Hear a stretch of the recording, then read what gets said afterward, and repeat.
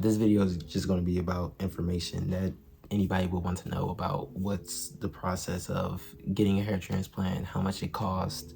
I went to Bosley, why did I go to Bosley? So I'm probably going to show a picture here somewhere and show like what I was before and what I was right after surgery, just to show like a compare and contrast. I end up doing 1,600 grafts. Bosley gives you an extra 100 graft for a lower price.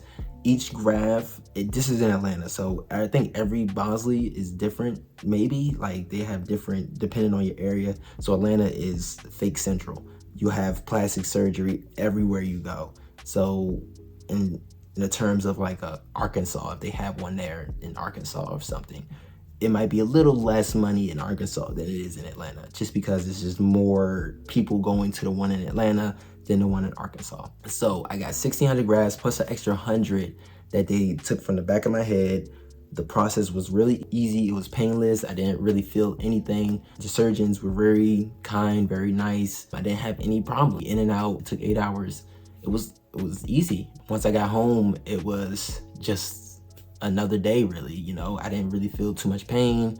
I got on the game, I was fine. So one thing about Bosley is they talk about it all the time when I was in the consultation. They don't over harvest. They say we go for coverage, we do not go for density. You know, what dense is up to each client, but we strictly go for coverage. And if you want denser, you just let us know and we'll take more grafts and we'll go through that before the process of surgery and come up with a good number of grafts for the both of us. I was already at the point where it was a lot of money to begin with. So 1,600 grafts cost me $12,000. Oh no! $12,000. And it seems like that's low for some people that I've seen on YouTube and everything else, where they're getting basically 5,000 grafts for like $2,000. So that's a big difference between America and going overseas to Turkey or India or Africa. You know, you're gonna get a hair transplant for a lot less money, and it still seems like they do a really good job in those countries. It was $7 per graft for 1,600. They give you an extra 100 for $4, so kind of like half the price of the $7 graft.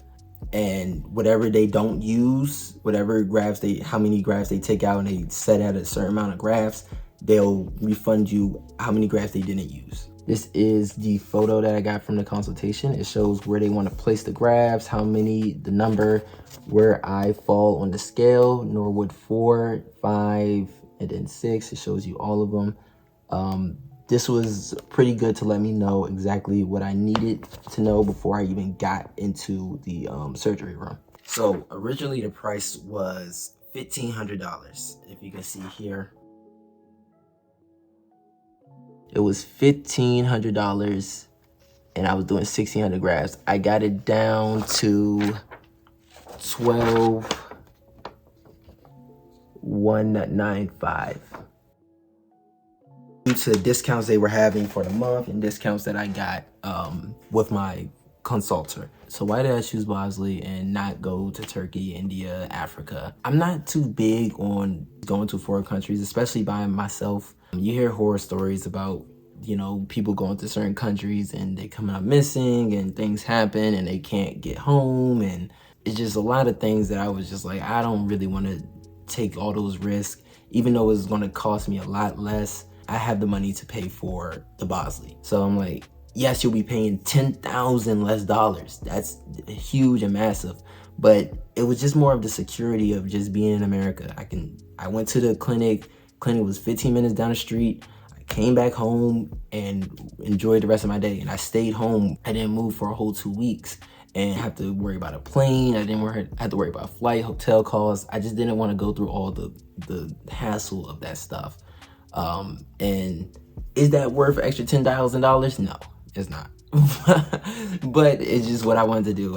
So that's the reason. That's one of the reasons why I just stayed in America, chose Bosley. I would say, you know, use your options. Bosley is not the only choice you can use. There's tons of hair restoration clinics in wherever you are, wherever big city you're at. I'm pretty sure there's at least one or two if you're near a big city.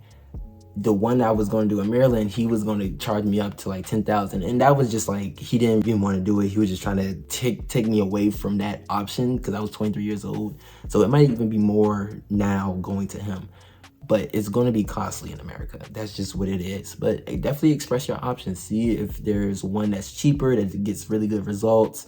See if there's one that just can get you a lot more grafts for less. See if there's just one that you like more than Bosley, and just pick the one that you like the most. Coming to the end of the video, my one advice that I would say for anybody who is starting your hair loss journey: take matters seriously. You know, as soon as you start seeing any type of thinning, baldness, start taking those preventive measures, whether that be Minoxidil, Finasteride, PRP.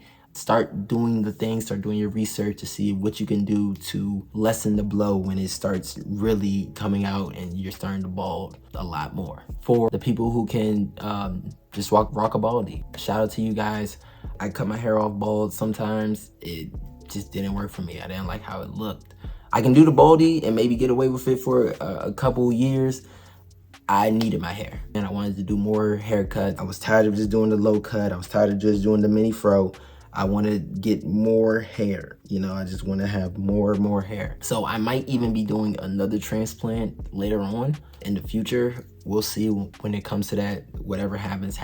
I might be good come 6 months in and be like, I don't need it. You know, I feel good with where I'm at. My hair is growing fine. I like my density. I like my coverage. I'm solid. Last thing before I show my hair, I wanted to go over what I was using in this month time period, kind of starting around the 3rd week or the end of the 2nd week, because I didn't really want to do anything to my head. I want to just have it grow and do its thing and not really mess with it too much for the first 2 weeks. I think around the 14th day, I started using Rogaine.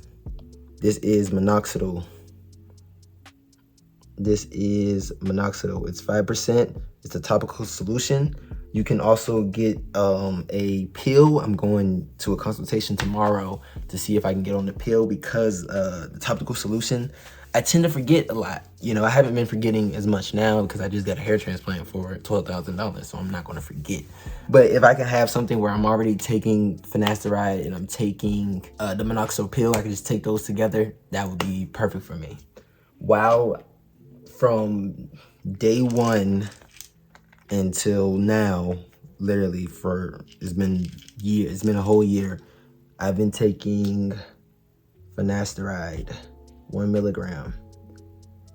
Finasteride, if it will do its thing.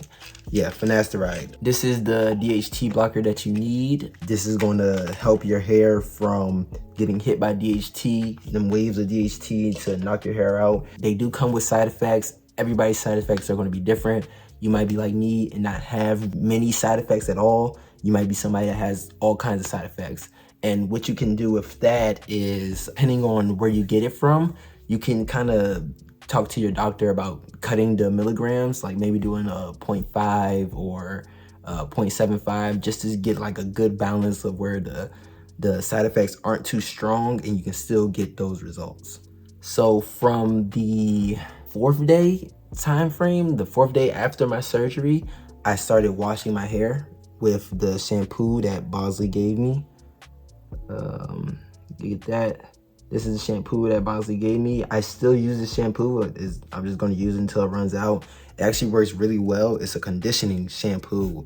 It works really well with my hair. It's been really working for my hair. You know, I'm not going to re-up and get another one, but I haven't had any problems with it. It's like it cleans my hair and it conditions my hair well enough. I still have a short cut, so I don't really need to condition my hair too much. As a bush, I just have a shortcut. This is the oil that I'm using, Wild Growth.